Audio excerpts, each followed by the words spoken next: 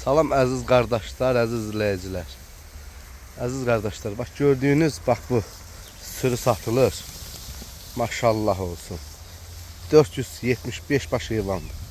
Hamısı bax birinci, ikinci qarma. Bax bu cür şişəklərdir. Görürsünüz. Bax birinci qarnadır bax bunun hamısı.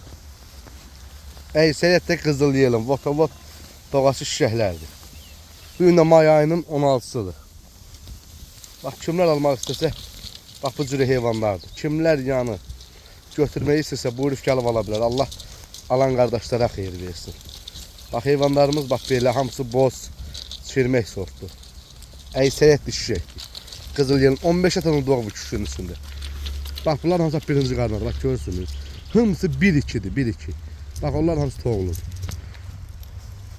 Allah alan qardaşlara xeyir versin. Bax bunları görürsünüz əziz qardaşlar. Bax heyvanlar bax çəkirəm baxın. Ləyaqlı, super, damazlıq heyvanlardır. Yəni bu heyvanlar əziz qardaşlar, yəni sürü mal olsa malla da barter eləyərik. Yəni bir qapının sürü malı ilə barter eləyərik. Bax bu bozlar hamısı, bax qızıl yelin hamısı bax belə doğurdu heyvanlardan bir 200-250'den doğurdu. Dünəndən bəri 10 dənə doğubdu. Hamısı yetki yelindir.